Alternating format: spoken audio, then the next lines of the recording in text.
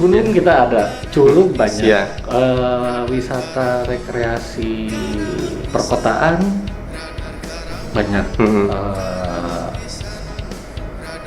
adanya karnival, adanya Karawang Night Festival, Iya. itu kan mirip dengan apa ya?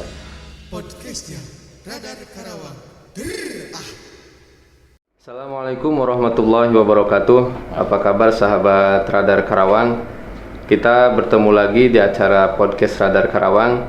Kali ini podcast Radar Karawang akan membahas seputar pariwisata di Kabupaten Karawang. Seperti kita ketahui bahwa Karawang ini kaya dengan potensi wisatanya. Mulai dari wisata religi, wisata alam, bahkan wisata sejarah pun ada di sini. Nah, kali ini Radar Karawang kedatangan tamu yang sangat kompeten di bidang pariwisata, yaitu Pak Dede Pramiyadi, yang merupakan Kabid Pariwisata dari Dinas Pariwisata dan Kebudayaan Kabupaten Karawang.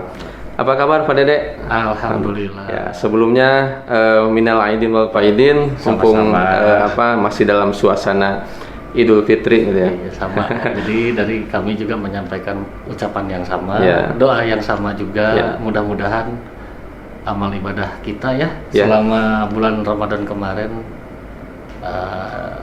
diterima Allah Subhanahu wa Amin, Ta'ala amin, amin. dan menjadi berkah buat kita semua. Amin, amin. Dan mudah-mudahan kita ketemu lagi Ramadan Dengan tahun yang depan. lain. Ya, insya Allah. Salah. Mudah-mudahan. Mudik kemarin nggak Pak? Ya, ke Bandung. Ke Bandung.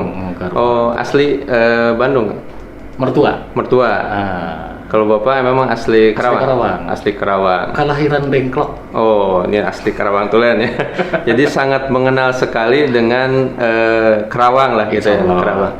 Kalau di pariwisata Pak udah berapa lama Pak? Saya masuk Dinas Pariwisata itu sejak tanggal 7 Januari 2020. Oh, 2020 ya. Cuma sayang, masuk Januari 2020 Kena Maret- Covid. Covid 2020.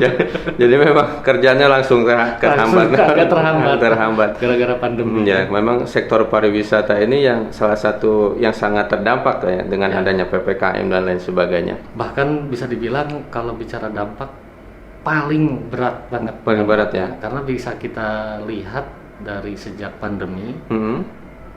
semua sektor usaha memang diminta untuk cooling down dulu. Cooling kan down ya, ya. Dan yang paling lama untuk bangkit kembali itu justru di Di pariwisata. pariwisata. Hmm. Bahkan sampai sekarang juga yang paling banyak penekanan itu kan ke pariwisata ya, Mm-mm. selama masa pandemi ini, di mana aktivitas wisatawan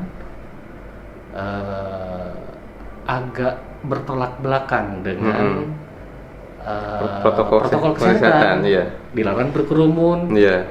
Kan nggak asik kalau kita main berwisata nggak Iya. banyak orangnya. Iya. Wajib pakai masker, kalau pas berenang kita pakai Iya. masker gimana? Jadi Uh-uh. ada hal-hal yang memang akhirnya kan ditindaklanjut dengan berbagai program dari pemerintah pusat sampai sekarang alhamdulillah sudah berjalan vaksinasi. Mhm. Kegiatan juga bisa mulai bangkit kembali. Ya bisa dilihatlah sekarang wisata selama musim lebaran ini Mhm. dibanding tahun Tahun kemarin. depan, iya. Jauh lah, sudah banyak peningkatan alhamdulillah. Iya. Tingkat kunjungan berapa Pak kemarin selama Lebaran Pak? Kalau dihitung persentase, saya yakin lebih dari 70% kenaikannya dibanding libur reguler. Reguler. Ya, memang data ini kita masih mengumpulkan, Mhm. tetapi dari data yang kami punya secara elektronik dari 3 destinasi yang sudah menjalankan operasional tiketing secara elektronik, itu selama masa libur kemarin kurang lebih 82.000 wisatawan yang datang hanya dari 3 lokasi. Lokasi mana aja tuh Pak? Pantai Pakis Jaya, Ya. Pantai Sedari, Mhm. dan Pantai Samudra Baru. Samudra Baru. Baru 3 itu. Iya. Belum dari wisata-wisata yang Yang ada lain. Karawang Selatan lah. Karawang maksudnya. Selatan banyak juga. Mhm.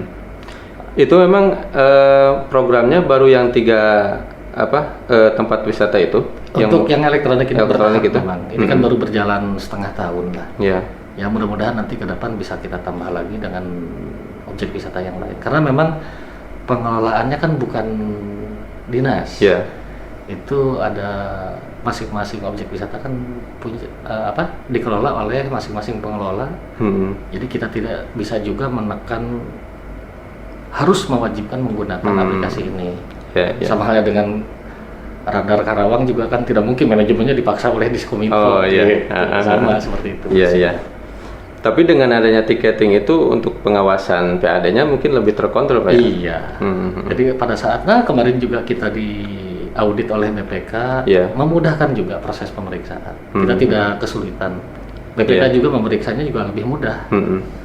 Jadi alhamdulillah dari sisi kemudahan banyak manfaatnya lah dengan tiket elektronik ini.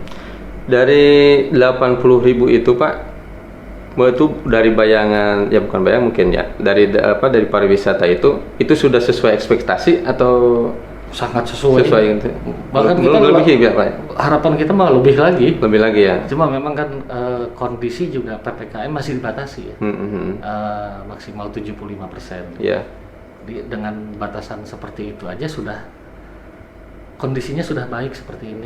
Apalagi kalau diterapkan level PPKM-nya ke level 1 mungkin bisa lebih baik lagi angka kunjungannya.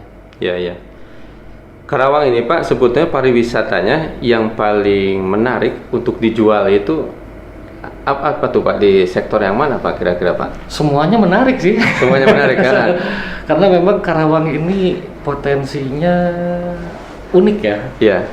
Kalau kita bicara Bandung,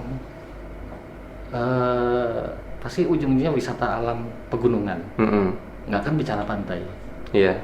Begitu bicara Jakarta ya Ancol, Monumen Nasional, mungkin gedung Kota Tua dan lain-lain. Karawang ya tadi pantainya banyak pilihan. Iya. Mulai garis pantai di Pakis sampai ke pantai Tangkolat. Iya. Ada mangrove juga. Bahkan kalau misalkan teman-teman pemirsa ini punya hobi diving, datanglah ke Tangkolak, pantai Tangkolak di daerah Cilamaya. Bisa di Google juga ada itu pantai Tangkolak. Kita bisa diving di sana, bisa snorkeling di sana. Dari pantai naik perahu sekitar 20 menitan lah. Rencana minggu depan juga kita mau ke sana sih. Kalau mau ikut boleh. Siap. Gunung kita ada, curug banyak, wisata rekreasi perkotaan banyak,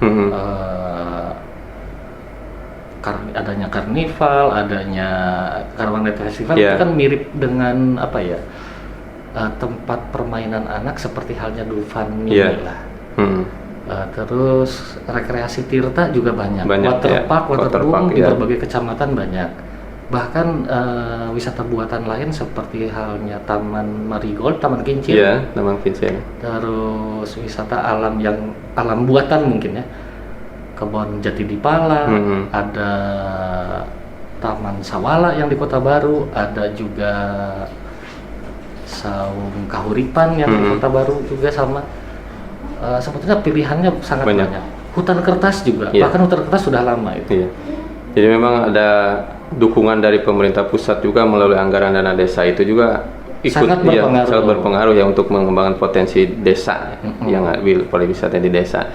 Cuma gini, Pak, dalam masalah pariwisata di kita ini kadang saya sering mendengar keluhan masyarakat itu. Yang pertama dari segi infrastruktur, akses jalan dari menuju ke tempat pariwisata itu dinilai belum layak lah, banyak yang jelek dan lain sebagainya. Terus juga masalah tiket yang dinilai mahal gitu. Kemarin sempat viral. Sempat viral. Yang ada di pantai yang di daerah Cibendoko tidak salah, juga kan, terus yang di Cigentis juga ada kenaikan katanya kan kemarin juga. Mungkin di tempat wisata juga, yang lainnya juga mungkin ada kenaikan mungkin karena marema atau apa gitu kan. Nah, ada nggak, Pak, memang dari Dinas Pariwisata ini untuk keluhan mengatasi aspirasi masyarakat seperti itu, Prof? Gimana, Pak? Saya coba bahas satu persatu ya. Tadi masalah infrastruktur, kedua masalah tiket. Untuk infrastruktur secara umum sebetulnya sudah 70% lebih akses sudah baik. Memang sisanya masih ada beberapa titik yang perlu ditingkatkan lagi. Bahkan Di tahun kemarin Puncak Sempur yang dulunya sulit kita sampai ke sana, Iya. sekarang jalan sudah sampai ke Puncak Sempur, sudah di beton, Iya. sudah dicoret. Itu memang peran dari pemerintah daerah masalah infrastruktur, tapi kewenangannya bukan di Di pariwisata. Dinas Pariwisata, Iya. karena infrastruktur jalan itu ada di Dinas PUPR. Mm-mm. Dan memang kita juga sudah berkoordinasi secara intensif, baik secara lisan maupun secara tertulis, untuk meminta didorong kembali anggaran untuk peningkatan jalan ke objek-objek wisata. Mm-mm. Memang ini perlu waktu karena anggarannya sangat besar, Besar, ya. diperlukan. Ke Cigentis tidak bisa diperlebar lagi Iya. karena memang kondisi geografisnya yang Iya. tidak memungkinkan. Ke Green Canyon tinggal sedikit lagi, saya lihat kurang lebih sekitar 150 meter yang perlu pelebaran. Untuk ke Pakis memang ada beberapa yang perlu diperbaiki. Tanjung Baru yang masih berat, Ya. Tanjung Baru di beberapa titik mungkin ada yang memang harus lebih besar lagi, Iya. itu anggaran yang perlu digelontorkan lagi untuk infrastruktur. Dan itu memang jadi PR kita sih. Dan sekali lagi tidak mungkin dalam 1 tahun selesai. Tuntas, ya. Harus bertahap ini. Kemudian masalah tiket itu sebetulnya yang menetapkan bukan dinas, karena masing-masing tempat ada pengelolanya. Iya. Dan pengelola ini bukan bawahan kita, tetapi mitra. Selama ini yang saya lihat ada kenaikan, tadi disebutkan Cigentis itu yang dulu. Oh, dulu. Sebelum Lebaran sudah diturunkan lagi. Jadi berdasarkan hasil diskusi dari berbagai pihak yang terlibat dalam pengelolaan, disimpulkan dikembalikan lagi ke angka awal, yaitu kurang lebih 20.000 kalau tidak salah. Kemudian di pantai yang di wisata yang lain sebetulnya tidak ada kenaikan selama libur Lebaran ini. Beda halnya kalau kita naik bis karena tuslah gitu. Iya, iya. Kalau ini tidak. Tidak ada ya? Tidak ada. Kalau kemarin sempat ada viral, itu sebetulnya saya lihat hanya mispersepsi. Ada kesalahpahaman. Iya. Sebagai contoh yang tadi disebutkan Cibendo ya. Iya. Ternyata Cibendo itu tiket masuknya dihitung berdasarkan kendaraan. Oh. Jadi bukan dihitung berdasar berapa orang. Berapa orang? Kalau tidak salah 30.000 ya. Iya, 30. Saya dapat juga screenshotnya Iya. waktu itu. Dan saya coba komunikasi dengan pengelola di Cibendo. Iya. Dijelaskan memang seperti itu. Kendaraan roda 2 berapa rupiah, kendaraan roda 4 30.000 rupiah. Iya. Kalau di dalam kendaraan ini ada 6 orang, berarti kan kurang lebih hanya 5.000. Kalau hanya 4 orang, ya hitung saja lah. Oh, jadi tetap satu mobil itu berapapun orangnya 30.000. Kalau yang datang pakai pick up dengan rombongan, Iya. lebih murah lagi. Lebih murah lagi ya. Hanya orang menganggap itu adalah parkir. Iya. Padahal itu adalah tiket masuk. Tiket masuk. Parkir mah tidak dihitung dari situ. Nah, memang ada diskusi juga kita dengan para pengelola wisata, terutama di pantai. Kita minta ada penertiban parkirnya. Iya. Jangan sampai ada terkesan di tempat wisata ada parkir liar dan tidak terkoordinir lagi. Kan wajar seperti halnya kita masuk ke Ancol, pasti biasanya kan dihitung berapa orang, mobil dihitung lagi. Iya. Itu sudah umum seperti itu di tempat wisata. Tapi kalau untuk parkir ya harus tertib aja. Pengelolaannya siapa, tarifnya juga disesuaikan dulu dengan peraturan yang ada. Saya tidak bisa menjelaskan lebih panjang kalau urusan parkir, karena bukan kewenangan saya. Ada juga yang komplain di salah satu pantai, katanya dengan kendaraan roda 2 sampai 25.000. Begitu kita telusuri, di pantai itu memang dihitungnya per orang. Satu orang 10.000, kendaraan 5.000. Jadi 25.000. Dan itu bukan karena tiket ditentukan pada saat liburan ini. Selama ini juga memang nilainya segitu ya. Jadi memang saya lihat dari kasus-kasus yang kemarin hanya ada mispersepsi aja antara yang memberitakan atau yang mengeluhkan dengan pihak pengelola. Sebetulnya kalau pada saat itu pengelola bisa menjelaskan dengan baik sih mungkin tidak akan terjadi hal seperti itu. Makanya kita juga dorong ke pengelola untuk bisa lebih berkomunikasi secara terbuka lah Iya. dengan pengunjung. Jadi memang ini ya, jadi apa promosinya juga mungkin gitu Pak, dari awal apa di depan ininya misalkan tempat pariwisata tiket sekian. Nah, itu kan salah satu bentuk komunikasi ya. Komunikasi gitu ya. Komunikasi itu tidak perlu dengan lisan, tapi Iya. dengan media juga bisa. Iya. Kemarin juga sambil cerita saya mudik tadi, kita main saya pengen tahu Cicalengka, ada Cicalengka Dream Park baru itu. Penasaran, saya juga pengen tahu. Jadi begitu masuk di gerbang tiket sudah ada. Satu orang berapa rupiah, Iya. mobil berapa, motor berapa. Nah dari situ kita nggak perlu bertanya-tanya Iya, lagi. Begitu bayar sekian ya sudah resikonya. Gitu. Mau masuk silakan, nggak balik lagi. Karena sudah dipasang gitu. Iya. Nah itu juga mau coba kita dorong lagi, salah satu bentuk komunikasi, salah satunya itu Iya. melalui media visual. Kalau dari Dinas Pariwisata sendiri Pak, untuk mengembangkan pariwisata di Kabupaten Karawang ini di tahun ini apa Pak yang akan dilakukan Pak? Agak berat nih sebetulnya kalau di tahun ini ya, Iya. karena postur anggaran kita masih terhambat dengan posisi anggaran tahun kemarin. Oh iya. Di saat tahun kemarin kan kita menetapkan anggaran tahun ini tuh berdasarkan kegiatan di 2021, Iya. di mana waktu itu pandemi masih PPKM juga masih kita level 3. Iya. Sehingga kita masih berasumsi anggaran itu masih dengan tahun yang kemarin. Tetapi kita coba berkomunikasi lagi dengan DPRD untuk dibantulah Dinas Pariwisata ini pengembangan kepariwisataannya melalui jalur program aspirasi atau pokok pikiran Dewan ya. Alhamdulillah beberapa titik dapat bantuan dari pokok pikiran Dewan. Minggu ini kita mau coba godok lagi persiapannya untuk bisa dilaksanakan di tahun ini. Anggarannya sudah tersedia. Beberapa pengembangan di daerah selatan dan juga di pantai. Di pantai. Memang kita juga mau mencoba menggali lagi mana lagi anggota dewan yang bisalah berkolaborasi dengan kita. Saya yakin ini perlu waktu juga bertahap gitu. Mungkin tahun ini hanya beberapa anggota dewan dulu, nanti tahun depan mudah-mudahan lebih banyak lagi. Iya. Karena kebetulan lokasi-lokasinya kan tidak jauh dari dapil-dapil beliau juga gitu.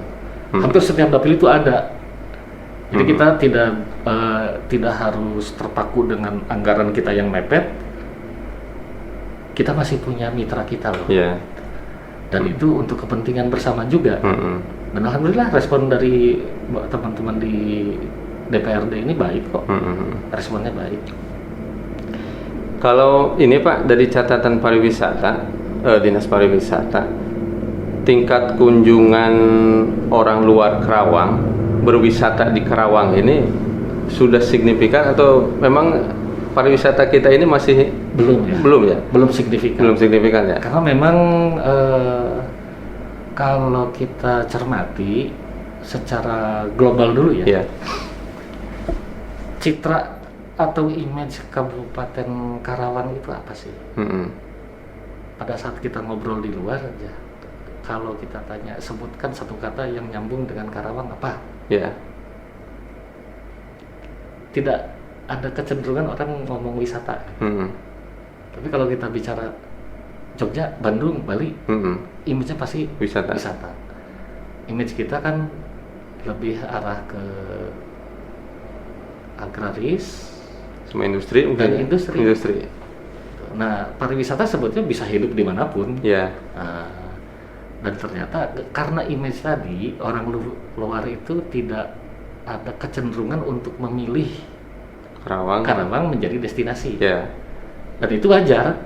Tidak hanya Karawang yang seperti itu. Iya. Indramayu, Subang juga hanya gara-gara ada Ciater saja. Ciater, iya. Tapi Subang secara keseluruhan orang tidak terlalu berpikir untuk wisata di Subang. Iya.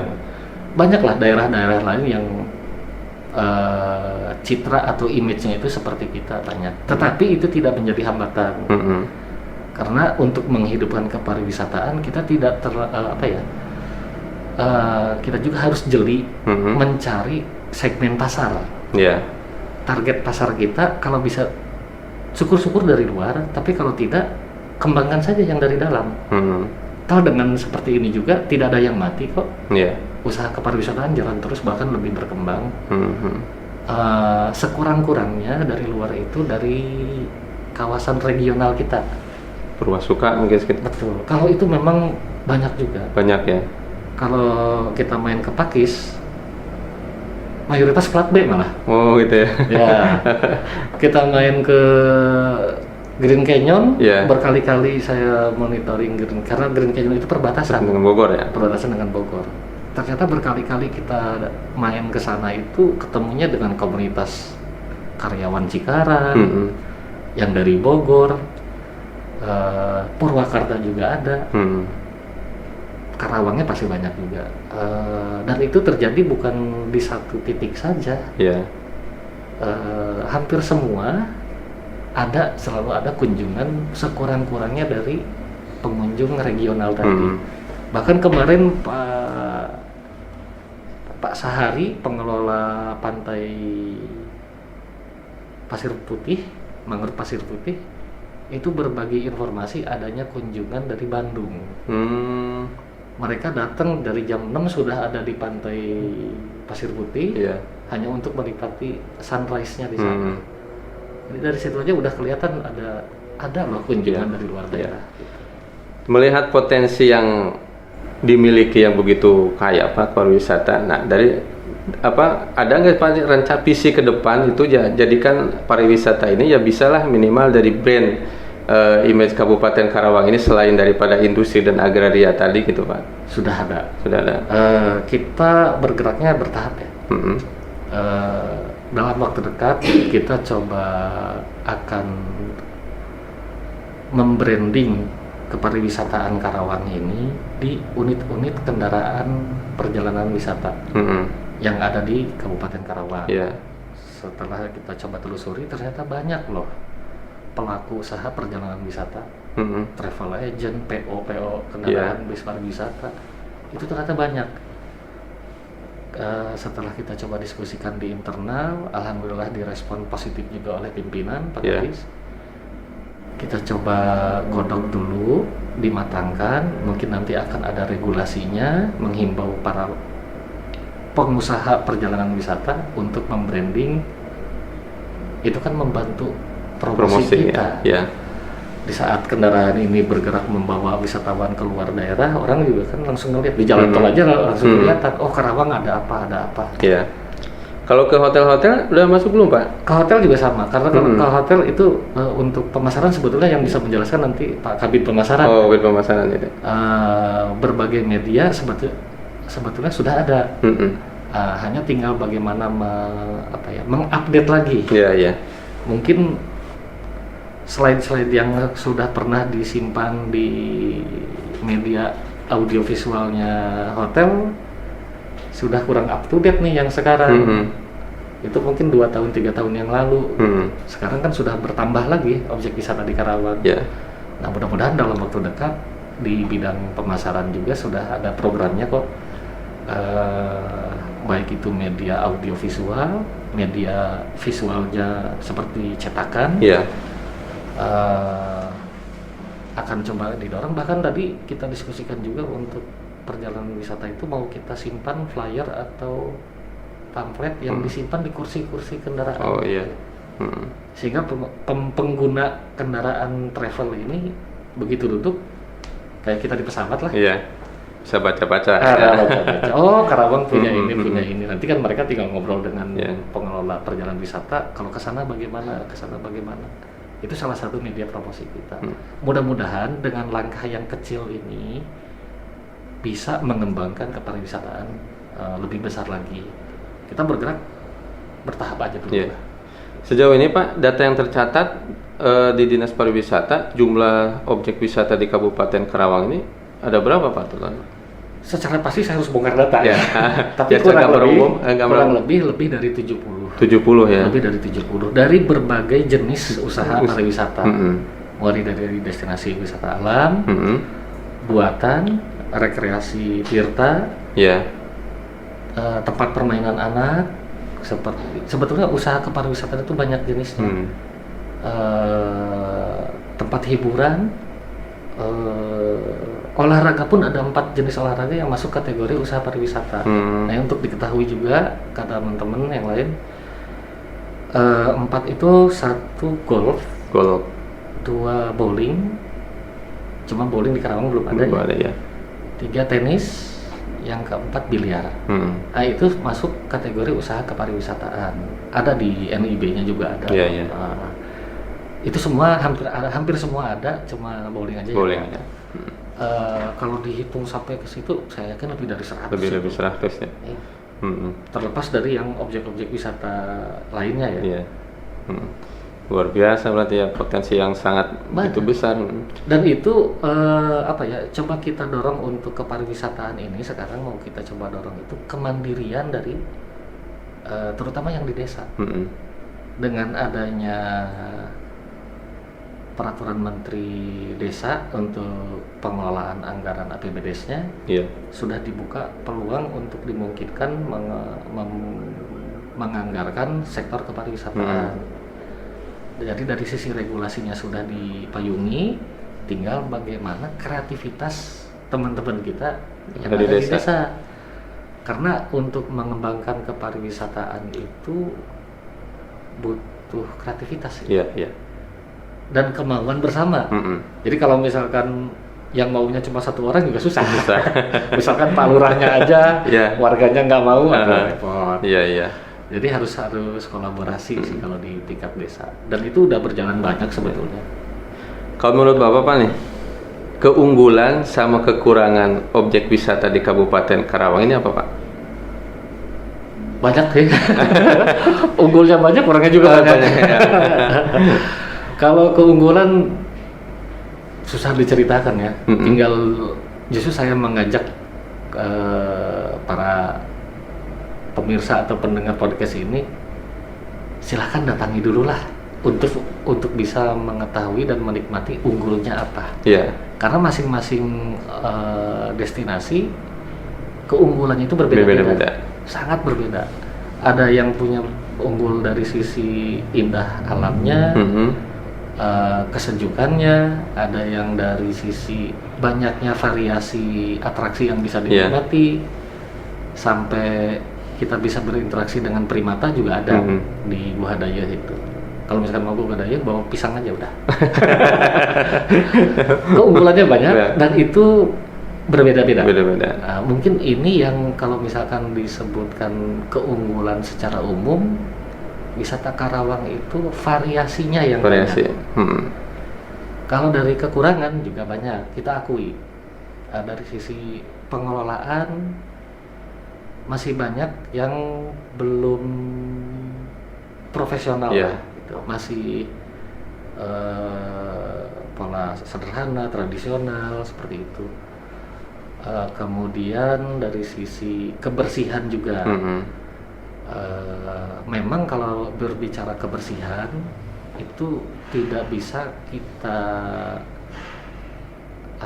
bebankan sepenuhnya ke pengelola, tetapi ini perlu kesadaran kita juga. Ada tanggung jawab wisatawan juga gitu, Pak. Betul. Seperti halnya kita pengguna jalan. Kalau misalkan jalannya kotor, penuh sampah, kita juga malas. Tapi sampahnya itu akibat siapa? Bukan karena orang lain, tapi karena pengguna jalan juga. Nah, ini di tempat wisata pun sama. Berkali-kali kita lihat, terakhir bahkan saya pernah di Curug Cigentis. Kita kaget, tempat sampah itu sudah disediakan per 50 meter kalau tidak salah. Tapi di tengah-tengah itu ada aja sampah, masker. Botol aqua. Emang sempat saya tegur juga ke pengelola, ini kenapa nggak segera diangkut? Jadwal pengangkutan kan ada. Jadi memang ada jadwal pengangkutan sampah. Tapi kan pada saat orang berkunjung, orang nggak tahu ini kapan diangkutnya gitu. Cuma sekali lagi kalau misalkan kembali ke tadi, kasusnya itu bukan kotor karena sampah alam ternyata, tapi karena sampah buatan kita. Di pantai juga sama, bekas makanan, Makanan. apa segala macam. Memang kalau pantai agak unik, selain sampah buatan atau bawaan dari kita yang berkunjung, di waktu-waktu tertentu pantai itu membawa sampah dari laut. Tetapi untuk hal seperti itu, para pengelola itu mereka kan sudah tahu jadwal alamnya seperti apa. Biasanya mereka tanpa dikomandoi dari dinas pun bergerak untuk membersihkan lokasi wisatanya. Jadi kalau dari sisi kekurangan infrastruktur juga sama, tadi udah dibahas di awal. Tadi juga ada sedikit pembahasan tiket, komunikasi ya. Itu juga masih kurang. Mungkin karena tadi itu masih dikelola secara sederhana itu. Nah, itu kan menjadi bahan evaluasi kita bersama, bukan cuma di tingkat pengelola, tapi dari kita juga di dinas. Kita coba akan berkoordinasi lagi dengan para pengelola untuk melakukan perbaikan sedikit demi sedikit lah. Karena memang untuk memperbaiki ini butuh waktu ya. Pasti butuh waktu dan butuh kesadaran. Sama halnya dengan kebersihan tadi lah, butuh kesadaran. Kalau semuanya sadar, terutama untuk pengelola sadar bahwa kita hidup dari adanya kunjungan wisata. Jadi waktu itu sempat kita tekankan kepada para pengelola itu, yuk kita berikan pelayanan terbaik kita menjelang Lebaran. Hati-hati selama libur Lebaran, jumlah kunjungan wisata akan membludak. Saya mengajak, ayo kita berikan pelayanan terbaik. Apapun permasalahan yang terjadi di lapangan, kita selesaikan dengan baik. Dan jangan ditunda-tunda. Seperti halnya tadi yang ada komplain dari sana sini, ternyata mereka juga langsung bertindak. Gitu. Ada keluhan tentang parkir liar, besoknya sudah ada penindakan juga dari aparat keamanan. Jadi alhamdulillah lah. Sinkron antara apa yang kita harapkan dengan apa yang teman-teman itu laksanakan, dengan catatan masih ada perbaikan yang perlu dilakukan. Untuk keamanan Pak, kemarin kan sempat juga ada yang tenggelam. Ada musibah gitu. Nah ini sekalian saya coba berikan informasi tambahan mungkin karena informasi sudah berseliweran meskipun tidak terlalu detail lah di situ. Hanya detail tentang korbannya siapa, kejadiannya di mana. Pasca kejadian saya pun langsung bergerak ke lokasi waktu itu. Itu kejadian hari Kamis ya. Kamis sore lah jam 2 siang. Saya dapat informasi agak sore, baru bisa bergerak Jumat pagi langsung ke lokasi. Setelah ditelusuri datanya dan informasi secara lengkap, kita bertemu dengan pengelola yang ada di lokasi. Berikut juga dengan Babinsa setempat. Keunikan Green Canyon itu adalah batas wilayah Kabupaten Karawang dan Bogor. Pengunjung almarhum korban ini adalah warga Karawang, tetapi karena memang kesulitan parkir di wilayah sisi kita, pengunjung banyak juga yang akhirnya nyebrang di wilayah Bogor. Dari Bogor juga sama, ada juga yang nyebrang ke Karawang. Nah, mereka masuk dari sisi Bogor, beli tiket juga di loket tiket Bogor, bermain di sisi wilayah Bogor, dan terjadi musibah itu di wilayah Bogor juga. Tindakan dari pengelola juga pengelola Bogor karena memang ada di wilayah hukum Bogor. Korban terlepas dari pengawasan orang tua, hanya berselang waktu 5 menit berhasil ditemukan, pertolongan pertama ada, kemudian langsung dibawa ke puskesmas Cariu, sudah tidak tertolong. Dari situ langsung diantarkan ke kediamannya di Tirtajaya. Itu yang mengantar memang dari pengelolanya ada, dari aparat keamanan juga ada, dan selanjutnya diajukan klaim asuransinya. Jadi dari sisi mitigasi risikonya sebetulnya sudah berjalan. Cuma memang disayangkan pada saat kunjungan penuh itu ada beberapa pengunjung yang tidak menggunakan pelampung. Termasuk almarhum korban. dari kejadian itu kita sepakati kemarin waktu hari Jumat itu, baik pengelola Karawang maupun pengelola Bogor diminta untuk mewajibkan siapapun itu yang masuk ke arena yang beresiko tinggi, itu kan areanya luas, tidak semuanya beresiko tinggi sebetulnya, hanya di titik-titik tertentu itu wajib menggunakan pelampung. Kalau yang di area yang dangkal-dangkal sih tidak perlu memang. Nah itu disepakati ya seperti itu. Bahkan karena untuk kepentingan kita kan tidak menutup kemungkinan adanya kegiatan olah TKP dari kepolisian, maka untuk area itu disterilkan dulu. Tapi untuk kunjungan wisata di area yang lainnya dipersilakan. Memang sempat kita himbau untuk tutup, tetapi karena memang di hari Sabtu orang tetap datang, pengelola juga akhirnya komunikasi dengan kita, ya untuk mengurai kemacetan, ya akhirnya teman-teman di sana ngambil kesimpulan kita buka hanya untuk area yang aman saja, untuk yang gitunya tidak. Nah, sekarang sih sudah beroperasi normal. Memang pada saat kejadian, pasca kejadian kunjungan wisatawan di libur Lebaran untuk titik Green Canyon sebelum kejadian ada peningkatan. Begitu ada kejadian, pengunjungnya ya sama dengan libur biasa saja. Masa ada dampak ini? Ya, ada dampak. Dan itu memang menjadi bahan evaluasi untuk pengelola baik dari sisi Bogor maupun dari sisi kita. Memang yang tadi saya jelaskan sebetulnya itu kejadian di wilayah sana. Tetapi karena memang kalau kita dari sisi kedinasan tanggung jawab moral kita lah.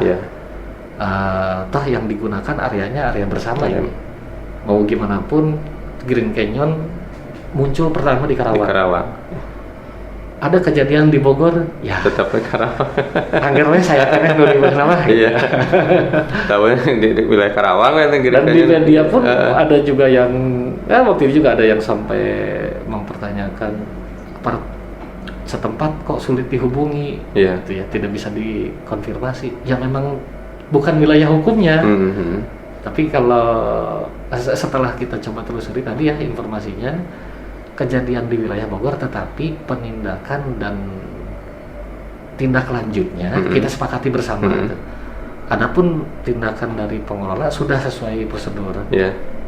Ada kejadian, petugas turun, pertolongan pertama dilakukan, sambil langsung dibawa ke unit layanan kesehatan setempat. Ternyata tidak tertolong, diserahkan ke pihak keluarga. Mudah-mudahan minggu ini keluarga korban bisa menerima santunan dari asuransinya. Kita juga sedang memantau ke pengelola di sana untuk menanyakan ke pengelola Bogor sudah sejauh mana proses klaim asuransinya. Memang itu kan kejadian di masa libur. Kita juga tidak bisa memaksa kantor asuransinya suruh buka gitu. Tapi respon dari informasi dari pengelola Bogor, respon dari penanggung jawab asuransinya sudah cepat kok.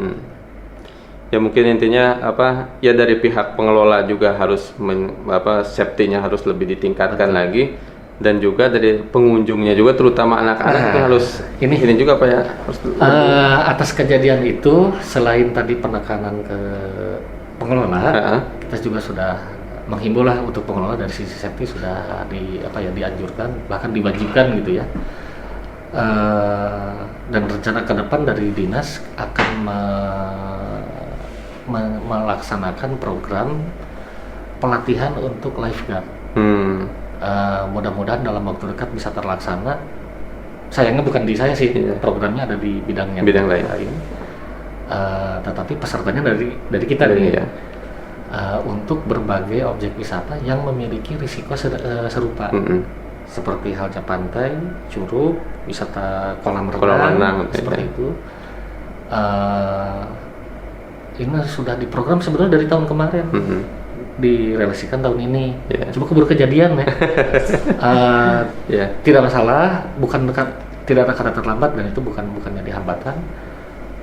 Selain dari sisi kitanya, kita juga menghimbau lah ke masyarakat para wisatawan, terutama yang membawa Anak-anak, ya. di bawah umur, pada saat berwisata dimanapun itu. Karena yang punya resiko itu bukan hanya wisata air, Iya. semua tempat itu ada resikonya. Jangan sampai lepas pengawasan. Sama halnya kalau kita belanja di mall lah, Iya. jangan sampai anak hilang.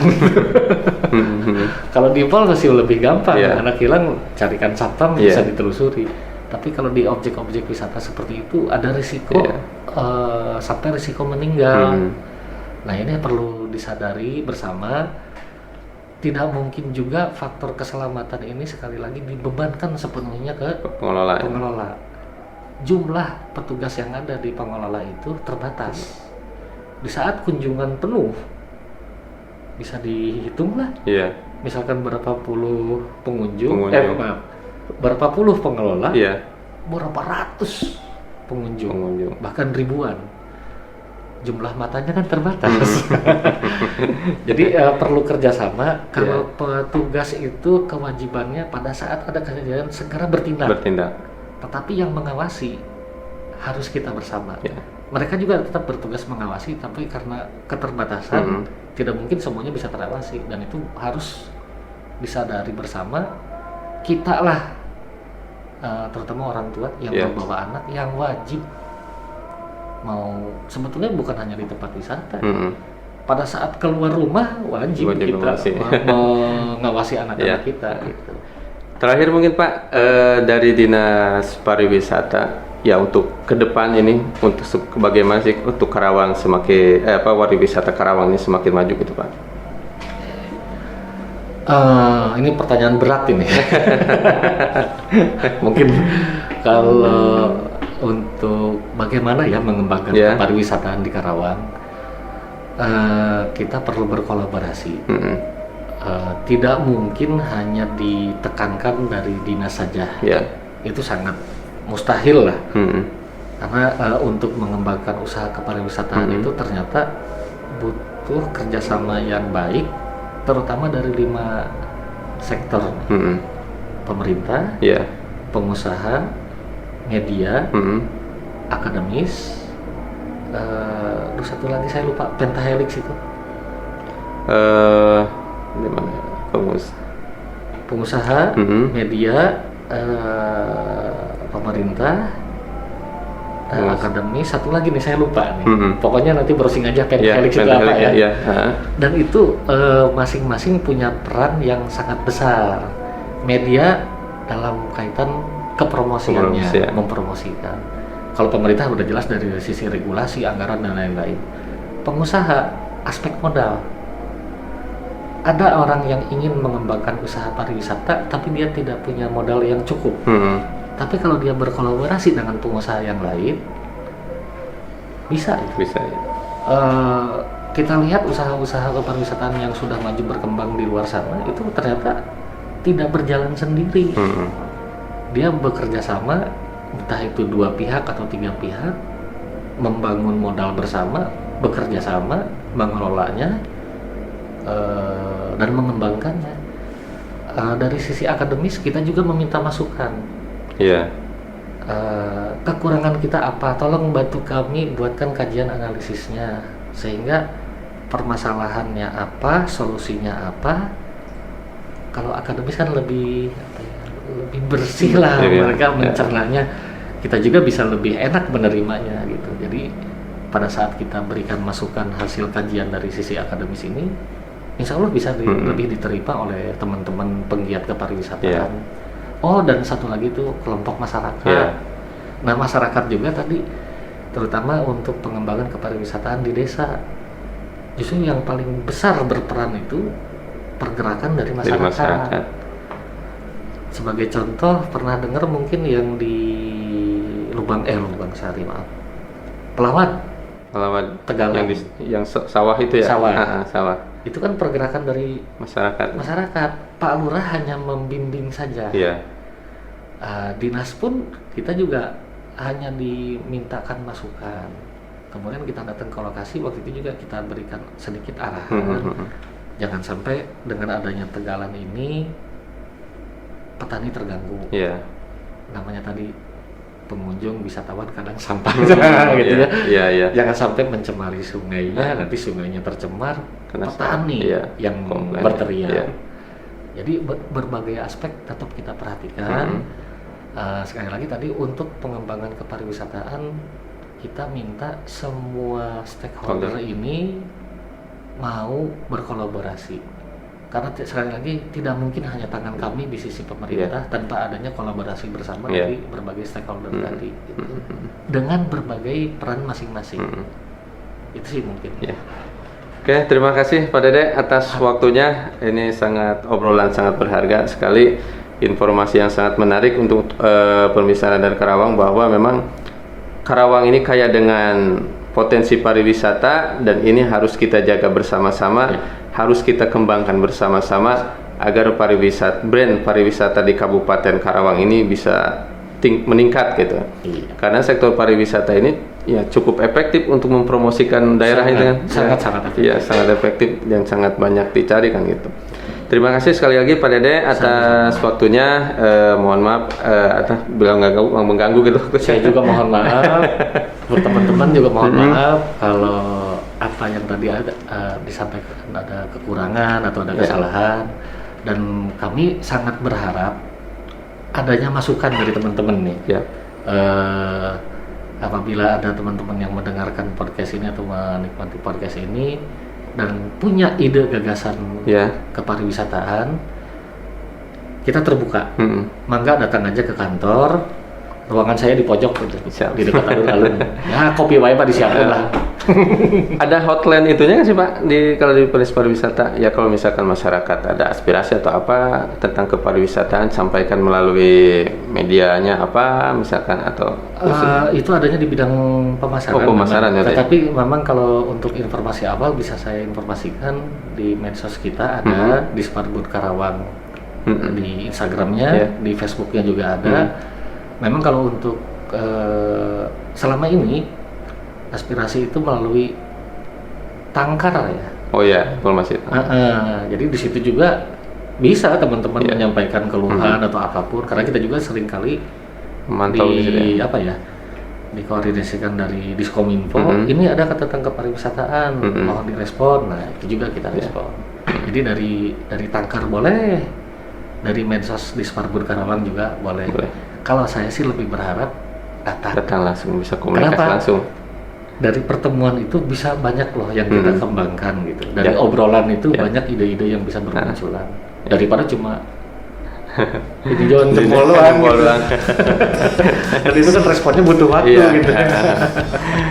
Oke, terima kasih sahabat Radar Karawang. Insya Allah kita berjumpa lagi di podcast berikutnya. Terima kasih. Wassalamualaikum warahmatullahi wabarakatuh. Waalaikumsalam.